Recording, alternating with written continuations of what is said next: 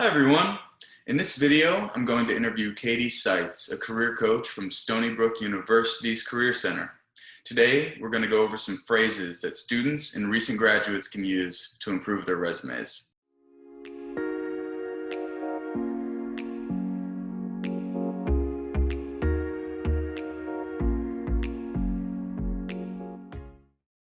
Katie, thanks so much for joining. Jackson, thank you so much for having me here today. So college students and recent graduates have to compete for jobs and other employment opportunities with professionals who may have a lot more experience than they have. So that makes it even more important for students and recent graduates to create well-crafted resumes and so they can stand out from the rest. So to start off, are there any specific words or phrases that you would advise students to try to keep off of their resumes? So I always tell students there are four main things that students want to avoid or phrases that they want to maybe not have on their resume. So the first one is having long paragraphs. I usually tell students bullet points are really great to showcase whether they're action verbs or showing them skills. So long paragraphs can take up a lot of space, and recruiters usually say they might take about 6 to 30 seconds to look at a resume. So you want to make sure you're utilizing as much of the page as possible. So that means maybe taking the entire page laterally and making sure you're not having too many blocks of different paragraphs. The second thing that you want to make sure maybe you don't want to include is having at the top the words like objective. In the past, a lot of students might have used objective to gain a full-time job, and that's the one that they're going to use. With objective, that's very straightforward by saying, this is what I want as a candidate. Instead, we encourage students to maybe change the title. A great example is saying something like key accomplishments, key strengths, or even something like core competencies. And same thing where you don't want to use like a paragraph, maybe using a bullet point. So for example, you might want to quantify how many years of experience you've had.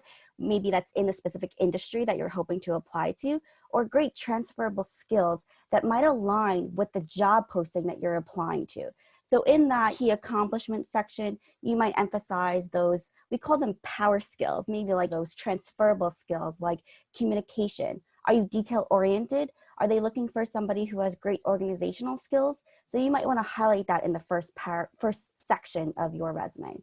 Another thing that in terms of objective goes hand in hand, a lot of times students will put at the bottom maybe the words references upon request. I personally think that is a space filler. The candidate will be able to provide a separate document with references, so you don't need to put that on your resume. The third thing that I usually tell students maybe to avoid is having bullet points that start out with words like responsibilities, or having the words like duties, and then going down, based on when they apply to that position, listing out the responsibilities that were on the job description. Instead, you might want to just demonstrate more accomplishments that you've been able to fulfill in that position, or more of those key strengths. I'll give you an example. A lot of times students have customer service experience. So you might have a bullet point, instead of just saying you were responsible for providing these outstanding customer service skills, you might want to say something like demonstrated adaptability while providing excellent customer service as shift leader in a busy retail environment while managing other priorities. See how there you're saying, this is what I did, this is the accomplishment I did, rather than just saying that you have customer service. And the fourth thing that you might want to avoid is saying pronouns like I or my. You never really want to write in first person on your resume. Great. So if a job calls for specific skills, like strong organizational skills, for example, you want to include that in your resume that you're sending in for that job.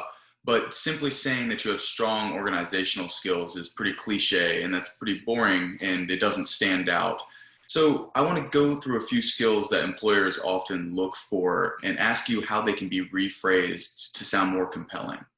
So let's start with communication skills, which is something that employers often look for in candidates. So what are some ways that students can explain that they have good communication skills without simply saying it so bluntly? Great question. So thinking about also how you can utilize your action verbs and also your skills, like for example, communication.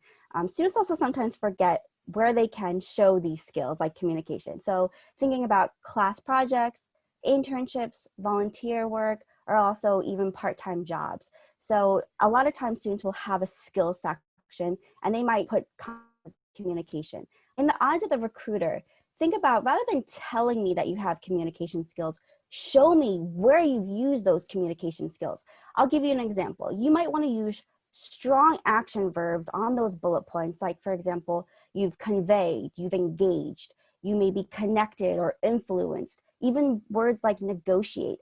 That's great communication skills where you can really transferable ones that might be related to the industry. I'll give you a perfect example of a bullet point that you can use for communication. Maybe you did something like serve as a liaison to the campus community as president of the Creative Arts Club and presented various campus groups to increase awareness to over 100 students. Not only are we, as the recruiter, seeing your communication with different groups of students in this point, you're also quantifying how many people you're able to reach. That's a perfect example of communication. Great. So how about organizational skills? How can students better explain on their resumes that they have good organizational skills? Great question. So organization also, we're now living in this virtual environment. It's very important for students to show that they have organizational skills, whether it's going to be different paper versions or also how you can keep organizing your time. So think about action verbs like cataloging or manage, even something like arrange, and also really great use the words like meet deadlines. That shows transferable skills with organizing. So for example, we can use a bullet point like develop agendas, schedule speakers, and facilitate discussion groups as coordinator in a 4-day international student conference. See how you're able to juggle different things with that one, and you're utilizing different practitioners as well. So you could be organizing different things, your time, different tasks that you might be presented with, and also thinking about deadlines. Great. So a couple more here. How about interpersonal skills? How can students better explain that they have good interpersonal skills on their resume? Amazing. So interpersonal are very important for candidates to be able to represent on their resumes. So thinking about how can they interpret or understand. A lot of times, depending on what industry, they also want to see how your interpersonal skills, critical thinking, how can you think quickly on your feet? So an example of interpersonal on your resume, you can say something like, tutored and mentoring high school students at YouthWorks and after school enrichment program for underrepresented youth. See how you're able to serve different populations. So this is your global understanding, as well as this is your tutoring, your mentoring. Those are your interpersonal ones. So we actually use a National Association of College and Employers, NACE for short. And with interpersonal competencies, we also call them power skills. How can students really represent their power skills to their advantage? And interpersonal ones are very important to a recruiter. They want to make sure that you're able to talk to different coworkers, to different employers. So you want to make sure that you're really highlighting how you're able to effectively understand or relate to other people. Great. So now this next one, I want to ask you about how students can relay that they've got good management skills. Of course, students might not be going straight into managerial positions, but it's still a good skill that students should be able to portray. Yeah, so even with management, I can give you a perfect example. Students might not be going directly into management, but we even think about competencies like career management. How are you managing what path you want to take in your future? So that can involve are you networking with people? Are you utilizing resources to really identify different career paths? So that's one example of management as well. So different management tools you can implement, whether it's digital technology, they're going to be using Microsoft platforms as well as additional ones to help with management. So that's different areas that you can show transferable skills. A perfect bullet point that you might want to use to showcase management is something like provided organizational support to staff, including managing schedules, supply purchasing, filing, preparing development materials, and coordinating meetings. See how you're able to really balance your time and manage different projects, but also understanding what your specific responsibility is. Great. So kind of the last piece here, how about research and planning skills? Yeah, so when it comes to research and planning, we can think about some action verbs like calculating, project, anticipate, or even like outlining and create. So when it comes to research and plan, those are great skills that recruiters look for that are utilizing different resources. So a perfect example of a bullet point you can put on your resume for that transferable skill is like preparing annual budget-based analysis of previous year's costs and revenues as the student assistant for operations manager on campus. So research and plan, you might want to use specific planning techniques. So if you have a responsibility as like budgeting, you might want to show that you're analyzing your tools. Maybe you're taking a look at last year's budget. So that might help you plan out. Are you doing specific action steps to help you plan? And what type of tools are you using to help you research? Whether that's going to be database research tools or that's going to involve other people asking for informational interviews to understand that research aspect. Great. So just kind of to wrap up here, do you have any last minute tips to help students improve their resumes that we didn't go over? Yeah, so when students ask, what's the main purpose of a resume? And we'll tell students, the purpose of your resume is to get you to that interview. Your resume should be a representation of who you are on paper.